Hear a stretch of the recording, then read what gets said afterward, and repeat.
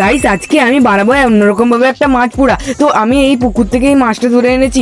আমি একটা মোমবাতির সাহায্যে কাঠি পুড়ে দেবো এবং এই কাঠি পুড়ে সেই মোমবাতির সামনে ওই মাছটাকে ধরে রাখবো, দেখবো কতক্ষণ ধরে ওই মাছটা পুড়ে দিয়ে ভাজা হয়। তো কোনো তেল মশলা ছাড়াই আমি এই কাজটা করবো, তাই মোমবাতিটা প্রথমে জ্বালিয়ে নিলাম এবং একটা পাখার সাহায্যে ওখানে রেখে দিলাম।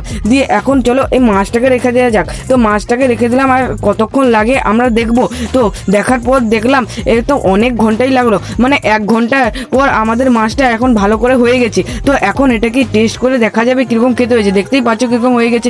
এখন চলো এটা ছাড়িয়ে নেওয়া যাক, তারপরে এর কালো অংশগুলোকে ছাড়িয়ে তো প্রথমে সেই সাদা অংশগুলোকে বের করে নিব। দিয়ে এখন মাছটাকে টেস্ট করে দেখা যাক কিরকম খেতে হয়েছে।